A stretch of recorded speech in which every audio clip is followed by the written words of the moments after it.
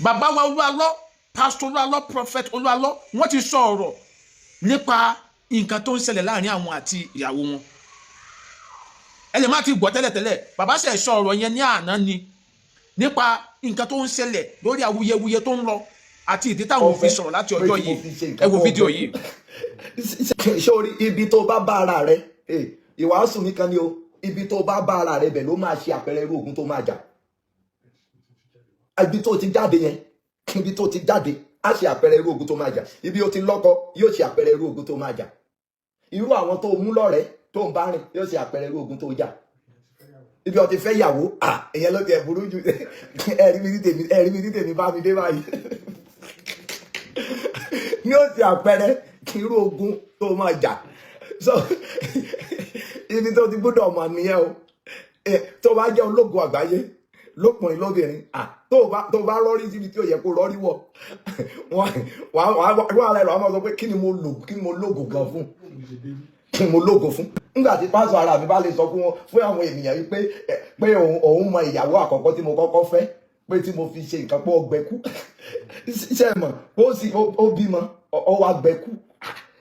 Ṣé ọ̀run ni mo fẹ́ sí ni àbí ayé àbí bòńbòjì ẹ̀yin èèyàn náà ẹ̀dẹ̀ kọrí síbi kan ẹ̀dẹ̀ gbàgbọ́ ṣé pásítọ̀ mi tó lè sọrú ìyẹn jáde lẹ́nu tó dẹ̀ wà pẹ̀lú mi fún bíi 10-12 years 10-12 years. Ṣé ẹ̀ pé tó lùwà bá ní ìmọ̀ ẹ̀ tí sọ̀rọ̀ tí mi ìdẹ̀ tí sọ̀rọ̀ lẹ́sẹ̀ pé at the end nígbà tẹ́ bá rí gbogbo ìmọ̀lẹ̀ tí ẹ̀ pé màá padà ti jẹ́ kẹ́ ẹ mọ̀ tán pè láyé. Irú ẹni tó bá bá rìn máa sọ irú ogun tó máa jà láyé. Á fi hàn irú ogun tó jà, yóò fi hàn. Ẹ gbàdúrà, ẹ pe orúkọ Jésù. Mo sọ fún yín o, mo sọ fún àwọn èèyàn ní UK, mo lẹ pray àti ní Madrid. Mo ní ẹgbọ́ tán bá sọ pé kó gun ṣẹ́ fún yàn láyé olùfẹ́ ó pẹ́ tó gun ti ṣẹ́ fún mi o. Tẹ́lẹ̀ gbogbo eléyìí tẹ́lẹ̀ rí ariwo ọjà wọ̀nyí kì í ṣogun, it's just noise. Kì í ṣogun. A ní pásọ̀ kan tí ò ronú, wọ́n sọ fún mi pé kí n wá máa sọ pé káwọn ọmọ Ọlọ́run má bàa ṣègbé. Ọmọ Ọlọ́run tó bá fẹ́ ṣègbé kó ṣègbé. Ọmọ Ọlọ́run tí ò sí nínú ẹ̀mí tó bá fẹ́ parun kó parun. Tó bá jẹ́ pé ọmọ Ọlọ́run tí nǹkan ẹ̀mí yé èyí tó bá fẹ́ parun kó parun. Ṣebí kọ́ mọ̀ wá sí ṣọ́ọ̀ṣì mi ni mọ̀ wá. Ta ní fagídí mọ̀ wá sí ṣọ́ọ̀ṣì. Mo yìí ń sọ dè mí bí n bá ti dúró sí lọ́wọ́ rẹ wípé Olúwa ní kó fún mi ní mọ́tò rẹ kó gun ayé rẹ ó tó ṣẹ́. Ibi n bá ti tòróró fún ẹ rí, ibi n bá ti ta omi fún ẹ rí, wàá máa bọ̀ níbi ibẹ̀. Àbí bí o ti bá mi pàdé ilé aláwo rí tàbí ilé aláàfáà. Ọ̀rẹ́ mi ní àwọn àfáà o, mo ní àwọn ọ̀rẹ́ tó jẹ́ àfáà o, mo sì láwọn ẹlẹ́sìn àbáláyé o, torí ẹbí ìlú mi kò sí gbogbo ẹ̀sìn táǹkì ń sìn nílùú ti tèmi. So tí bá lè ní ìlú, so túmọ̀ sí wípé wọ́n à ń ṣọ̀tá mi. Ṣùgbọ́n akẹni tó bá sọ fún ọkọ Olúalọ́ àjọ wà nú ẹgbẹ́, àmì ẹgbẹ́ wa leléyìí. So wàá lè máa sọ yẹn. So kò sí tó kàn mí pẹ̀lú gbogbo wọn yẹn. Ṣùgbọ́n tó o bá gbàdúrà, wàá padà gbàdúrà. Ẹ sọ fún Olúwa, ó lè jẹ́ pé ẹ̀kan tí màá pè sí ọ nìyí. Ṣùgbọ́n lẹ́ni wàá gbàwẹ̀ àtàdúrà. Wàá bá Olúwa sọ̀rọ̀. Olúwa dìde nínú agbára. Ẹranko búburú tó sọ àyíká mi di ilé ogun. Ẹranko búburú tó sọ àyíká ọmọ mi di ilé ogun. Ẹranko búburú tó sọ àyíká mi di ilé wàhálà. Olúwa dìde nínú agbára rẹ. Olúwa dìde nínú títóbi agbára tó fi ń jẹ Ọlọ́run. Olúwa dìde nínú àánú rẹ. Olúwa èyí tó ń fò lókè, Olúwa jẹ́ ó jábọ́. Èyí tó rìn nílẹ̀, Olúwa dá iná sun.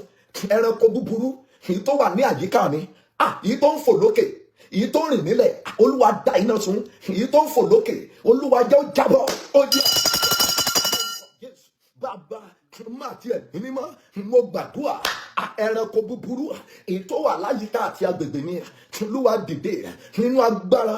Olúwa èyí tó ń fò lókè, Olúwa jẹ́ ó jábọ́.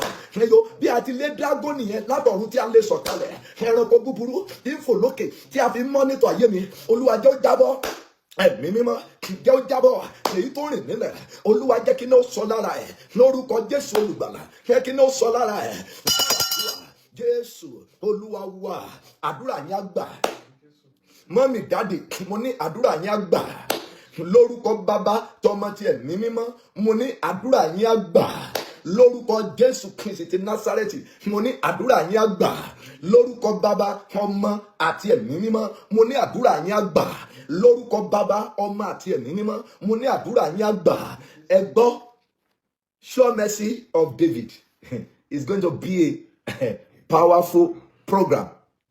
Múra sílẹ̀ láti pàdé Ọlọ́run. Ẹ̀yin tẹ́ ẹ wo program wa ní United Kingdom tá a parí lọ́jọ́ Sunday tí mo mọ̀ pé ẹ jẹ́ olóye ẹ mọ̀ wípé nítòótọ́ ìrere lélẹ́yìí lóòótọ́. Ẹ̀yin tẹ́ ẹ wo ti Madrid ṣe pé the same month ni, so gbogbo ẹ̀yin tẹ́ ẹ tó wà ní Switzerland ní on the 19 àbí 18 19 20 18 19 20 a tún máa wà ní Switzerland a máa wà ń bẹ̀ so tún máa múra sílẹ̀ fún programu yẹn. Ó súnmọ́ gbogbo Europe, so ẹ máa múra sílẹ̀ láti pàdé Ọlọ́run ní 18 19 20 ní Switzerland a tún máa wà ń bẹ̀. Ìrere tún tẹ̀síwájú nìyẹn. Bákan náà ní ọjọ́ Saturday ọ̀sẹ̀ yìí a máa wà ní Canada. Mo ti tún dé Canada, mo ti tún débẹ̀ láti Spain, mo tiẹ̀ dé France. Mi dẹ̀ at least wọ́n pàpà wọ́n lò bí ọjọ́ kan méjì náà bẹ́ẹ̀, ṣùgbọ́n ọlọ́pàá ò mú mi bẹ́ẹ̀. Mi ìrọ̀ ọlọ́pàá ní France kó mú mi ní France. At least mo yára pé mo lọ ọjọ́ méjì, ṣùgbọ́n mi ìrìkọ́ ọlọ́pàá kó dá mi dúró. Mo dẹ̀ kọjá lọ́dọ̀ immigration, even wọ́n tún ṣe sí mi bí ọba gan bẹ̀ ni. Wọ́n ṣe sí mi bí ọba ń bẹ̀ ni, torí inú airport tán ni wọ́n ó ti mú mi ń bẹ̀. Ṣé náà tún lọ mọ́ ẹnìkan tán tún ní special guest wọn ń bọ̀ lójú ọ̀nà níbẹ̀, náà tún dó láti mú mi kọjá. Bóyá oògùn náà ló tún mọ́ àwọn òyìnbó yẹn ṣá. Ẹ̀rí wà pa mí láyé o nípa ìjẹ Nàìjíríà gan.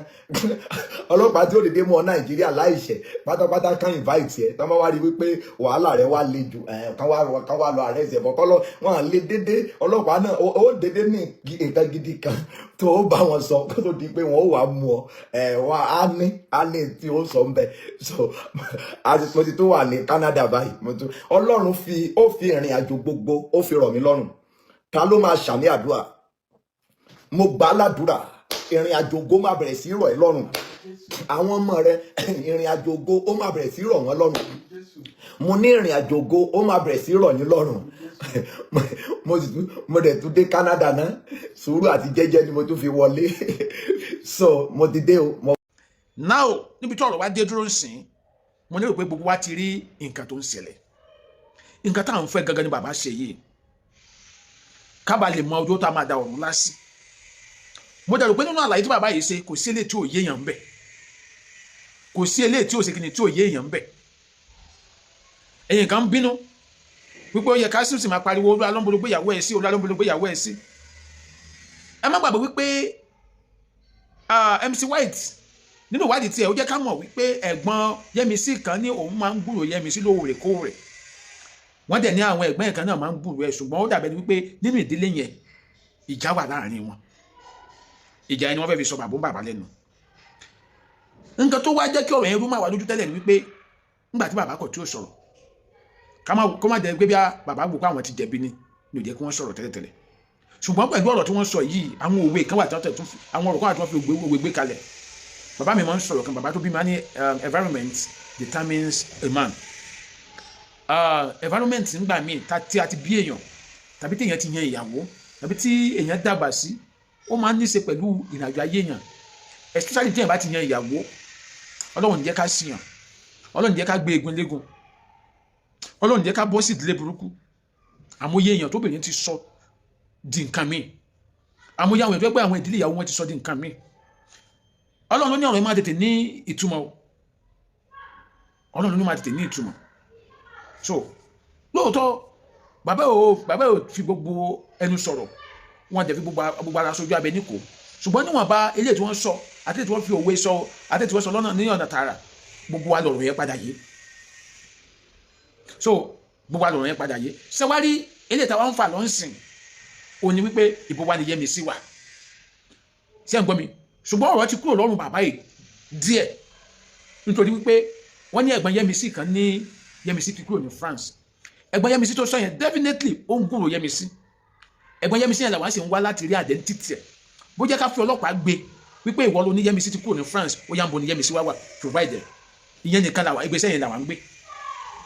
So because ọlọ́mọ yẹ kí n kàn sí Yẹ́misí, ọlọ́mọ yẹ kí n kẹsí Yẹ́misí ayé òtún ní padà sọ wípé ẹ̀gbọ́n ẹ̀ ní ó ti kúrò ní France mọ́ sí wọ́n á ti sì máa dá bàbá ẹ̀ tó bàbá ẹ̀ ló gbé lọ sí France so orí sẹ́ni pé a gbọ́dọ̀ rí Yẹ́misí kí ọrùn bàbá ẹ̀ lè mọ́ tán bí mo bí ẹ understand bẹ́ẹ̀ a gbọ́dọ̀ rí Yẹ́misí kọ́rùn bàbá ẹ̀ lè mọ́ tán so nígbà tí a jẹ ti ń gbọ́ pé àwọn ẹ̀gbọ́n mi méjì mẹ́ta ti ń sọ wípé àwọn ń gbúrú ẹ̀ kódà mama said this in one of our videos pé Yẹ́misí ń send owó sí wọn ó túmọ̀ sí pé àwọn family yẹn a gbọ́dọ̀ wádìí wọn ká wọ́dìí wọn níbo ni wọ́n gbé Yẹ́misí sí kódà ó yẹ ká tẹ̀ bá wọn jà gan pé ẹ fẹ́ fi pálapàla tó ń ṣẹlẹ̀ láàrin family tí ẹ fẹ́ fi sọ bàbá lẹ́nu ẹ tẹ̀ fẹ́ fi sọ gbogbo kìrìsìtẹ́nì lẹ́nu tẹ́ bá mú ọ̀rọ̀ kùbákùgbé tí àwọn other religions sọ sí àwọn kìrìsìtẹ́nì lórí ọ̀rọ̀ yìí hey God tẹ́ bá mú nǹkan tí wọ́n sọ kò sí kìrìsìtẹ́nì tá lò níta láti sọ̀rọ̀ sí bí àwọn kan sì kọ́ sọ̀rọ̀ níbẹ̀rẹ̀ but a dúpẹ́ pé ẹ̀kọ́ ti ń fi ojú mímu hàn ẹ̀yin tẹ́ ń comment lábẹ́ comment section pé agbowó lọ́wọ́ bàbá olúwa lọ èmi ò gbowó lọ́wọ́ olúwa lọ o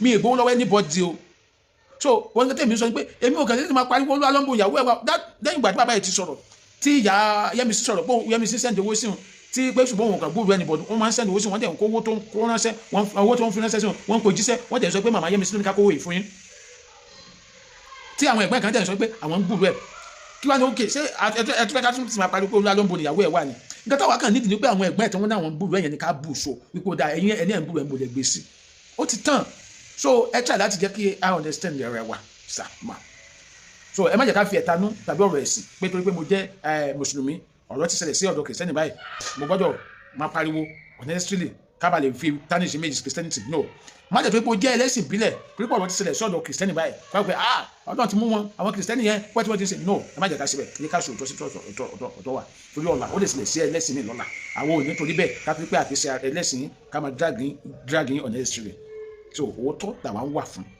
so ó jẹ́ nǹkan tí mi fẹ́ sọ this is Adeomade bye for now.